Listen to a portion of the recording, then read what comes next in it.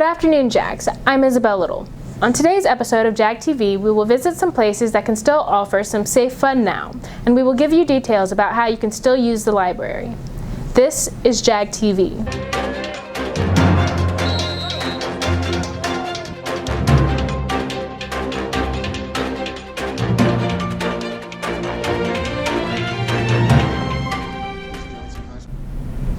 But first, Phase 3 of the district's plans started on Monday with over 800 students invited to return to campus.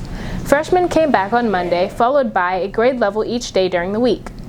NEISD will remain in Phase 3 for at least 2 weeks. Remember, October 9th and October 12th will be early release days to allow teachers time to finalize first quarter grades and planning. An early release schedule will be on the campus website. About 500 seniors signed up before the deadline to take the SAT on campus on October 14th. Juniors will be taking the PSAT on October 29th. Your counselors will be providing more details about this annual test. Even though the first quarter is almost over, some things are getting started, like services provided by the library. Since March, the library hasn't been able to function as it usually does, and the teachers and students have had to mainly rely on online sources. We have been very busy the entire day, every day, helping people. We've been doing a lot of technology help, troubleshooting with students, teachers, and parents, a lot of log-on questions. And really my main goal has just been trying to keep people informed of what's available to them and how to access them. But there has still been plenty to do in the library, like helping teachers with online library resources. Okay, so we have been weeding a lot of books, so students and teachers will notice a difference on the number of books on the shelves. The purpose of that is to keep the collection relevant and just up to date and curriculum based, so as the curriculum changes, our books change. So that's what all these boxes are in here. There's also a new assistant in the library, Mrs. Giblin, to help share the workload and help students and faculty when needed. Our new library assistant, she is awesome, super hard worker, super friendly, and just really, really anxious to meet you. The library is still mainly closed off to the on-campus population, but opened its doors this week so that students can check out books either before or after school. So right now students can come in before school from 9 to 10 and then after school at 3:30 by appointment only for a student ID, and then really just staff, faculty staff, and like library staff. Change is just the only consistent thing right now, so we're just rolling with it. For JAG TV, this has been Isabel Little. While some of your favorite places may be closed or have limited service, there are several places you can go to enjoy your time without worrying about your safety. Angie and McCaslin have the story. While some businesses may have suffered since the spring, a handful are enjoying some new attention, making it easy for customers to enjoy.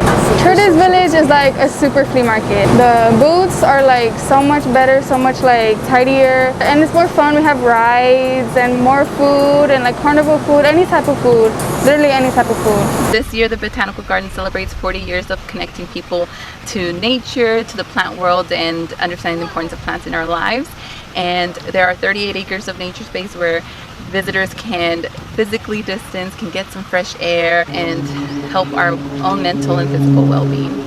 The Botanical Gardens is also a location for people to have fun without compromising safety. The San Antonio Botanical Garden reopened on May 3rd, which was kind of serendipity because it was actually our 40th anniversary. The Botanical Garden has so many different types of activities and events that we've had to reimagine, from culinary, health and wellness, conservation that you can learn about. And then we also have other events such as Family Flashlight Night. We also have our exhibition going on right now, which is Origami in the Garden 2. And then we're going to have these follow weekends throughout the month of October with some fall themed activities and food. So I would say check out our website for all of those classes and events that are coming up.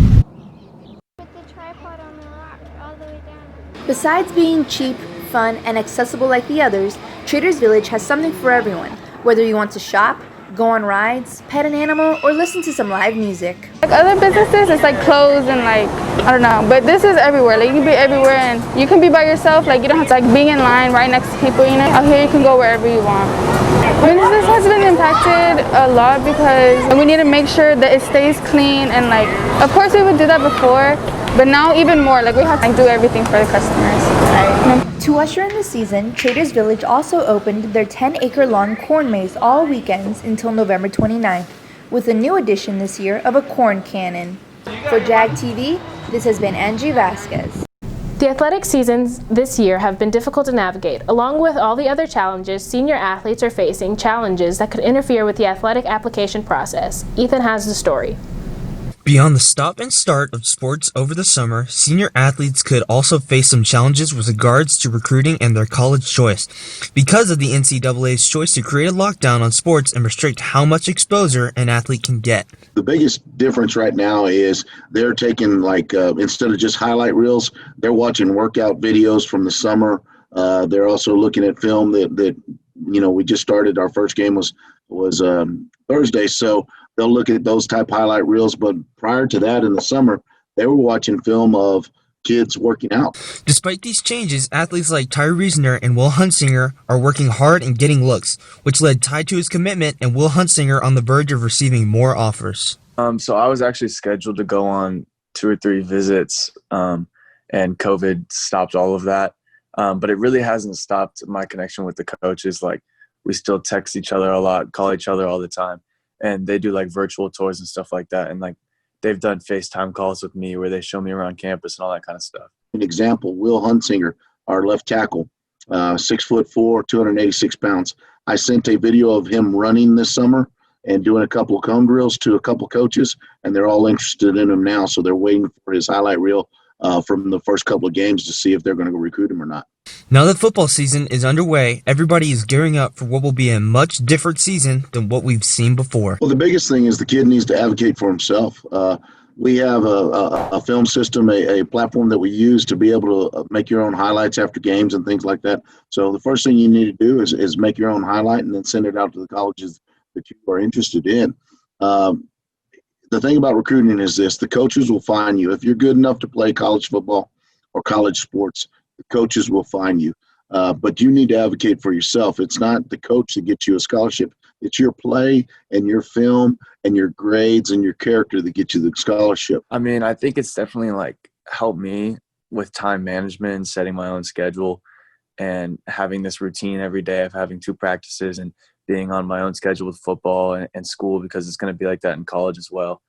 And, I think it's taught me to be more responsible and to work harder, I guess you can say, because it's been harder to work during all the COVID stuff. But, we've been getting stuff done, and I think the team looks really good this year, so I'm excited. From JAG TV, this has been Ethan Blanchett.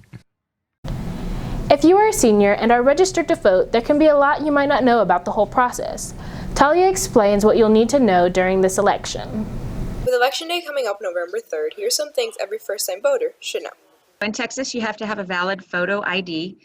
Usually for most people, that's the Texas driver's license with your picture on it. If you don't have a driver's license, some sort of state-issued ID card. Your school ID won't suffice.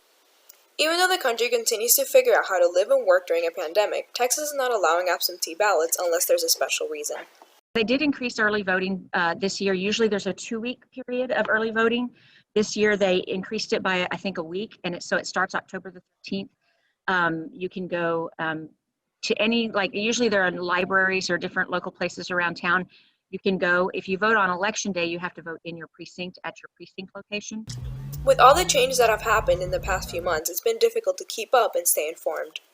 Try to get information from multiple sources, I think, is what I try to teach my students. Probably cable news is not the best way to get information.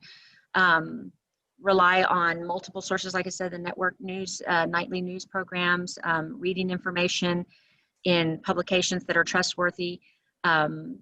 Things like PBS.org or NPR are good places to get good information. This year, seniors get ready to vote for the first time, and like with everything else, COVID has had a huge impact. COVID's affected the election process in a way that I guess it just means that you're putting more dedication or more effort into bringing change to the country and how the future will be. Although exciting, voting for the first time can feel like a huge responsibility.